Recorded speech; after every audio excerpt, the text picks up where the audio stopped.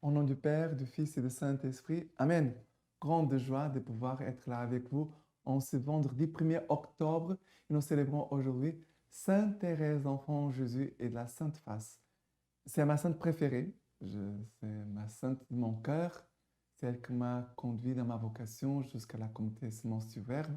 Voilà, j'ai un cœur très reconnaissant. Et c'est aussi une sainte pour le temps d'aujourd'hui, vraiment comme patronne de la mission, des missionnaires. Il y a aussi une sainte pour la jeunesse, parce que c'est une sainte qui est morte à l'âge de 24 ans et qui avait un grand amour pour Jésus, qui partout dans le monde, elle est très connue et qui continue d'attirer beaucoup de personnes dans la petite voie de l'enfant spirituel. Ça veut dire, comme docteur de l'Église qu'elle est, elle a ouvert un nouveau chemin de sainteté, d'union à Dieu, un chemin de la petitesse, de la confiance, de l'abandon en Dieu, de Dieu comme notre Père qui nous aime et qui vient vraiment toujours à notre rencontre, à partir aussi de notre petitesse, de notre faiblesse, et qui nous attire à lui. Maintenant, la première lecture d'aujourd'hui, c'est Ésaïe chapitre 66, à partir du verset 10. Réjouissez-vous avec Jérusalem, exultez en elle, vous tous qui l'aimez. Soyez avec elle dans l'allégresse, vous tous qui avez pris de deuil sur elle, afin que vous soyez allaités et rassasiés par son sein consolateur, afin que vous suciez avec délice sa mamelle plantureuse. Car ainsi parle le Seigneur, voici que je vais couler vers elle la paix comme un fleuve, et comme un torrent débordant la gloire des nations. Vous serez allaités, on vous portera sur la hanche, on vous caressera en vous tenant sur les genoux. Comme celui qui sa mère console, moi aussi je vous consolerai. À Jérusalem, vous serez consolés. À cette vue, votre cœur sera dans la joie, et vos membres reprendront vigueur comme l'herbe. La main du Seigneur se fera connaître à ses serviteurs. Voilà, ici, la petite Thérèse, elle dit, nous devons devenir comme des enfants, petits comme des enfants, pour pouvoir vraiment avoir une grande confiance en Dieu. Ce sont les petits, les enfants. Ils mettent toute leur confiance dans leurs parents, dans papa et maman. Ils ne s'appuient pas sur eux-mêmes. Et dans la voie de l'enfance, on doit vraiment avoir cette confiance absolue, comme des petits enfants, qu'on se sait aimer profondément, inconditionnellement par Dieu. Ici, nous est donné cette image de l'enfant. Comme un bébé, vous serez allaité, on vous portera sur la hanche, on vous caressera, en vous tenant sur les genoux, comme celui que sa mère console. Cette attitude d'amour, cette confiance, cette relation d'amour profonde avec Dieu, c'est par là qu'on peut dire qu'on commence la voie de l'enfance spirituelle. On doit être comme des petits enfants. Et pour pouvoir vivre cette confiance, cet abandon, cette dépendance, mais joyeuse, une dépendance en sachant que Dieu nous conduit toutes choses dans notre vie et que Dieu, en conduisant tout dans notre vie, veut nous conduire toujours à lui, à l'union avec lui. Et c'est cette union que c'est la sainteté. Et toutes choses, ça veut dire surtout, c'est les moments où nous sentons petits, fragiles, faibles, que nous n'avons pas de capacité. La petite Thérèse voulait être une grande sainte et elle disait, mais je ne suis pas capable de graver les degrés de la sainteté, de la perfection. Mais elle dit alors, c'est Dieu qui va m'aider. Dieu va m'aider. Parce que Dieu ne peut pas mettre un désir dans mon cœur d'être sainte et Dieu ne peut pas, ne viendra pas l'accomplir. Voilà. Maintenant, les psaumes d'aujourd'hui, c'est les psaumes 79. Pardon, 131. Les psaumes 131. Seigneur, je n'ai pas le cœur fier, ni les regards hautains. Je n'ai pas pris un chemin de grandeur, ni des prodiges qui me dépassent. Non, je tiens mon âme en paix et silencieuse, comme un petit enfant contre sa mère. Comme un petit enfant, telle est mon âme en moi. Mets ton espoir dans le Seigneur, dès maintenant et à jamais. Mets ton espoir, Israël, dans le Seigneur, dès maintenant et à jamais. Mais ici, regarde, je n'ai pas le cœur fier ni les regards hautains. Ça veut dire l'attitude d'humilité. L'enfance spirituelle aussi demande une grande attitude d'humilité, de faire un grand chemin d'humilité. La petite Thérèse, elle a fait un grand chemin d'humilité.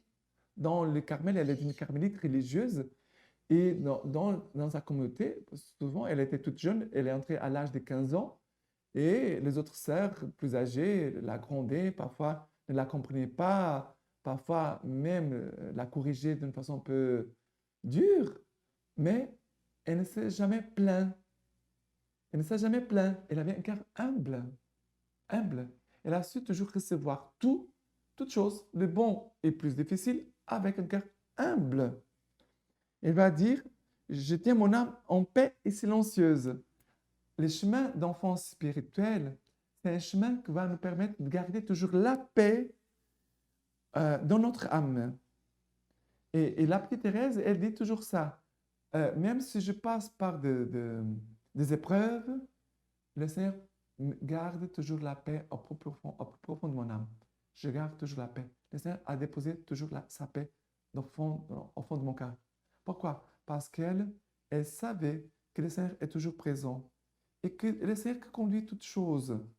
Et même dans les épreuves, il les accueillait en disant, voilà, je suis venu au Carmel pour vivre des sacrifices, pour faire des sacrifices et de prier pour la conversion des pécheurs. Alors voilà, si j'ai un sacrifice qui m'est présenté aujourd'hui, une épreuve, une difficulté, quelque chose qui pour moi peut être difficile, elle embrasse, elle offre à Dieu pour la conversion des pécheurs et surtout elle prie beaucoup pour les prêtres, pour nous les prêtres, et elle garde toujours la paix au plus profond parce qu'elle sait qu'elle fait la volonté de Dieu. Elle a toujours voulu faire la volonté de Dieu en tout. Et un jour, son confesseur lui a dit, elle faisait sa confession générale, et son confesseur lui a dit, ma fille, je vous avoue devant Dieu que vous n'avez jamais commis un péché mortel. Elle pleure, elle est émue en disant, je sais que maintenant, le Seigneur m'a fait grande miséricorde, car si je n'ai pas tombé, ce n'est pas mon mérite, parce que je ne suis pas plus grande que les grands pécheurs. Mais c'est Dieu qui a enlevé les pierres de mon chemin parce qu'il savait que je n'aurais pas la force de dépasser tous ces obstacles. Et Dieu lui-même, dans son amour, a enlevé toutes ces pierres pour que je puisse avancer dans cette voie d'amour et d'abandon. Et après, il dit, mon espoir, mets ton espoir dans le Seigneur dès maintenant et à jamais.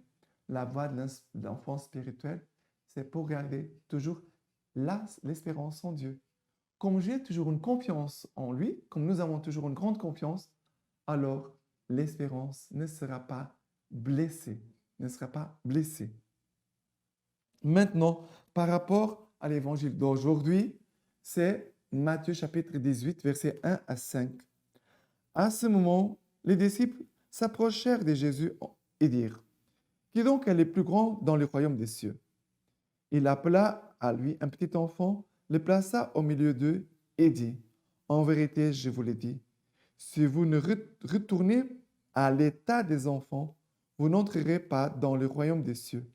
Qui donc se fera petit comme ce petit enfant-là, celui-là est le plus grand dans le royaume des cieux. Quiconque accueille un petit enfant, tel que lui, à cause de mon nom, c'est lui qu'il m'accueille, qu'il accueille. » Alors, deux choses ici très importantes. Parce que la petite Thérèse, elle, en lisant ce même passage de Matthieu, Dieu qui dit, si vous ne retournez à l'état d'enfant, vous n'entrerez pas dans le royaume des cieux. Et elle a compris, je dois devenir petite et de rester et demeurer toujours petite.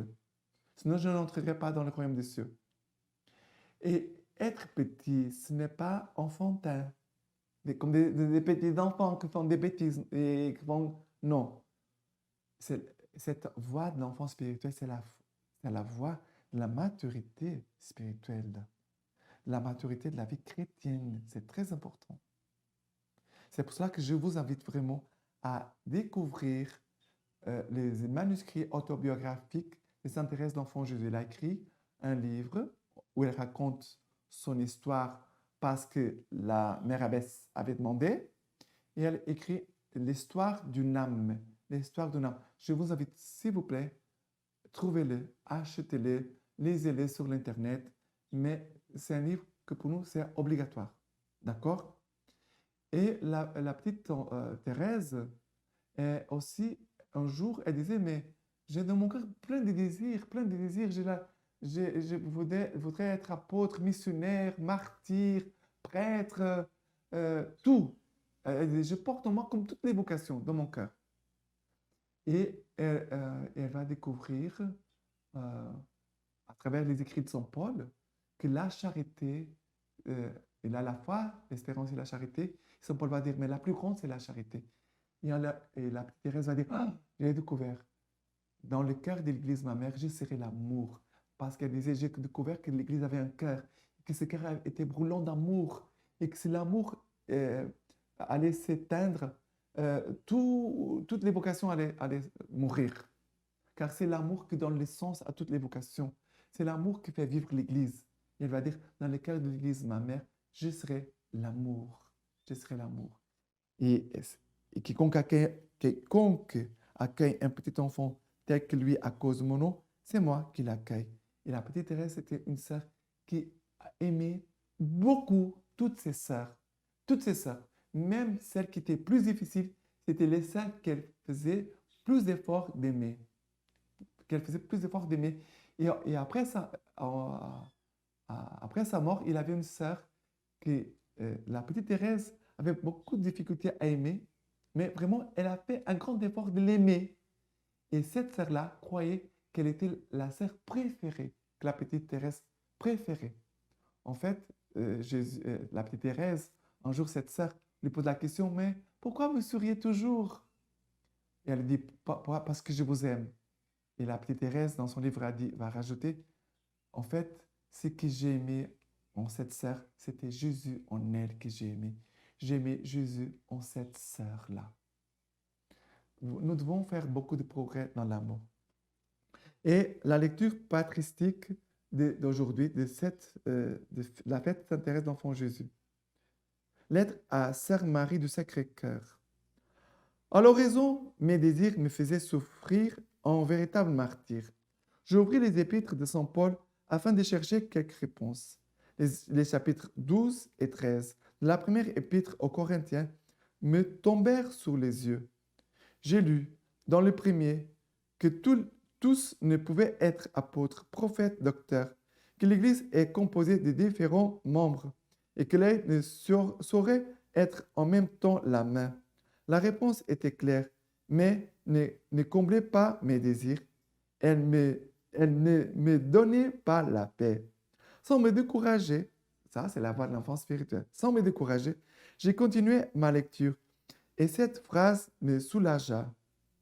Recherchez avec ardeur les dons les plus parfaits, mais je vais encore vous montrer une voie plus excellente.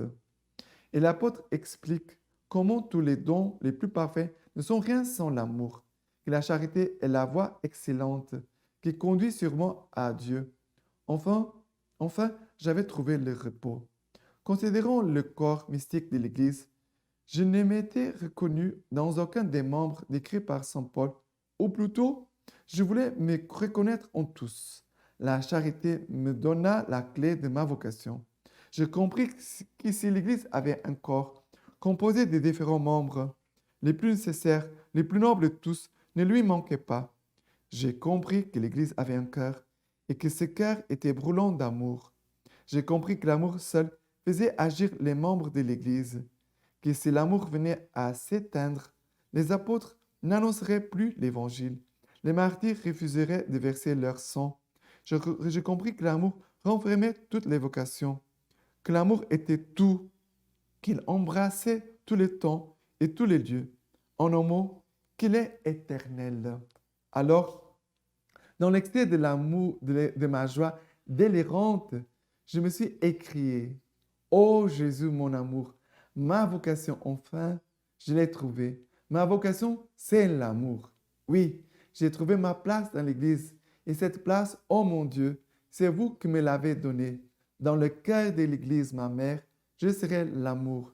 Ainsi, je serai tout. Ainsi, mon rêve sera réalisé. Et maintenant, je vous laisse la bénédiction de cette fête, Sainte Thérèse d'Enfant Jésus, par les mains toutes pures de la Vierge Marie. Que le Dieu Tout-Puissant vous bénisse, vous garde, le Père, le Fils et le Saint-Esprit. Amen.